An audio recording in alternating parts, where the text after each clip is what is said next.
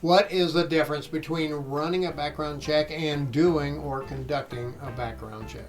While these two terms, running a background check and doing a background check, can seem to be identical and even interchangeable at times, there is a stark difference between them. Let's explore those differences and what most private investigators include when running a background check and when conducting a background check.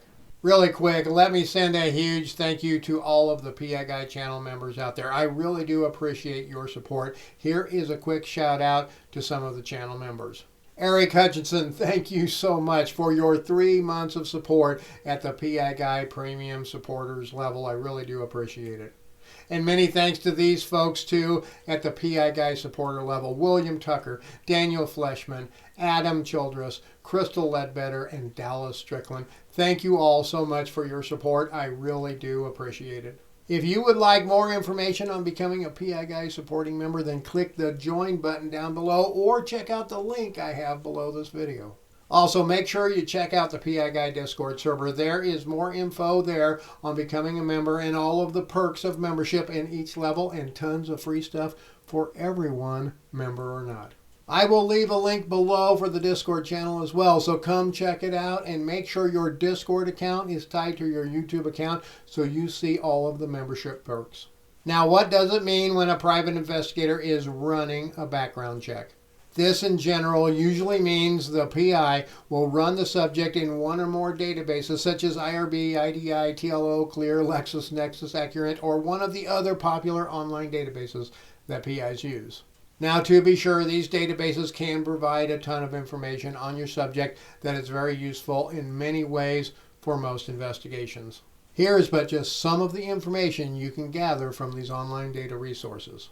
Known addresses to include a most likely address, or what is commonly referred to as the last known address, as well as historical address information, which includes dates at each address. Known phone numbers to include a historical list of past phone numbers, date ranges associated with those phone numbers, and the last known current or most likely current phone number. These databases also often include relatives and known associates for the subject too, along with their addresses and phone numbers.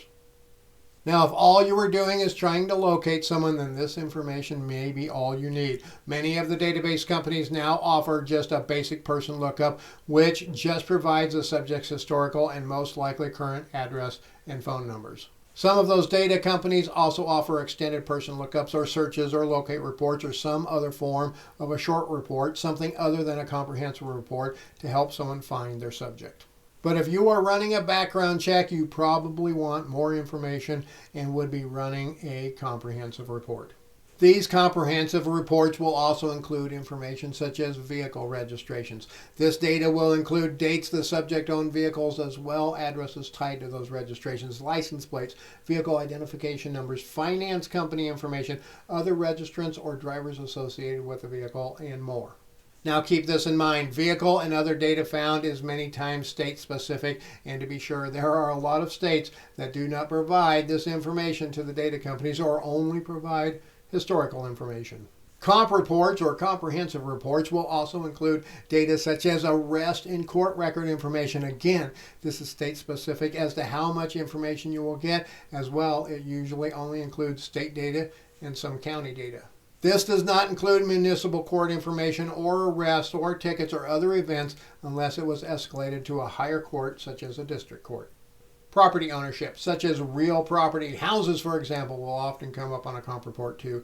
This will include dates associated with the subject, purchase date, purchase price, and maybe even some financial data such as who financed the purchase. Property liens and bankruptcies may also be included in a comp report. This is great information to have as well, so you can then go to other sources to find even more financial information on the subject. Business affiliations can also pop up on the comp reports. However, I have found this to be fairly dated information most times. If my subject just opened up a new business in the last year or two, it usually does not come up, which just leads me to believe that most data companies get historical data only of this type. Now, all of that is pretty comprehensive, isn't it? But is it worthy of being called a comprehensive background check?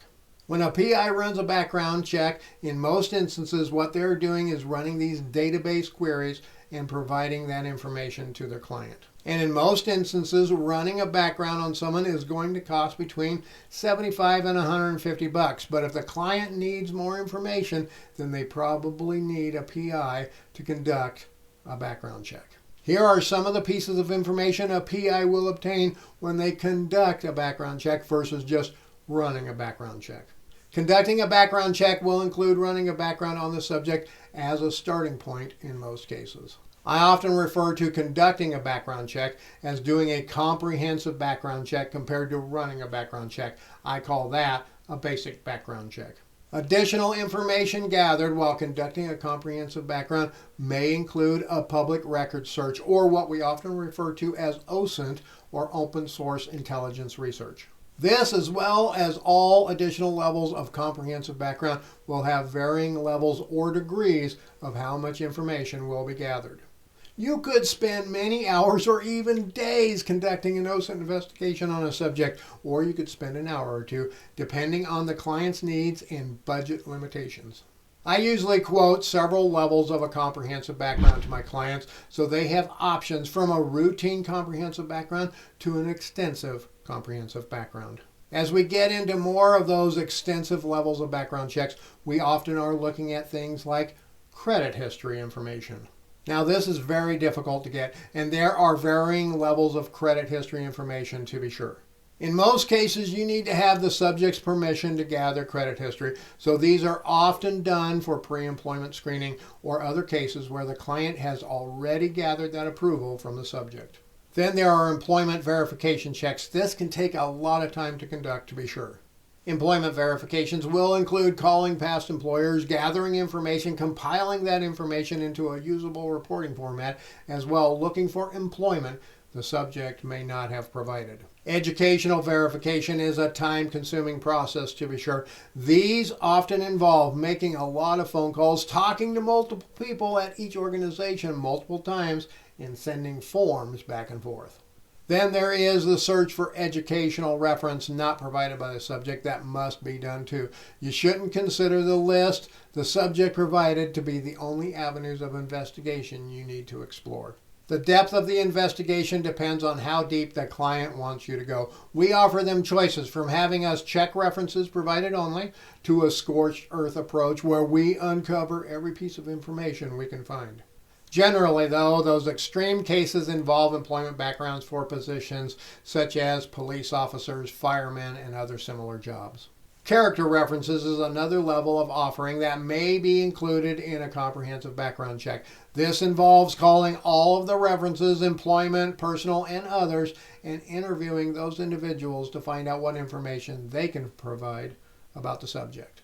Many times with employment background checks, you may be asked to also investigate employment history gaps. This comes up often when people have large gaps of time that are not reported on their application or in their resume. Military records lookup is another offering many PIs have at their disposal. For those comprehensive background checks, this can be to verify a subject's reported military history or to uncover military history not reported. I have seen instances where a subject does not include military time on a resume or application because they received less than an honorable discharge or they had criminal records in the military. But again, gathering this information requires more time as well as specialized resources many times and adds to the cost to the client. Other things of interest that may be included in conducting a comprehensive background check might be birth certificate data or legal status of the subject as well. Polygraph test information, specialized licenses held by the subject, marriage records, driving records, drug tests, and whatever else you can think of. In fact, if you do backgrounds, what other things do you include? I would love to hear them. Please let me know in the comments below. One other thing you need to keep in mind when doing backgrounds, folks, is the confidential nature of the information you have access to. You should never provide personally identifying information to your client about your subject without proper purposes to do so. What I mean is just because a client pays you to run a background check, you shouldn't give them the subject's current address, phone number, or other information they do not already have.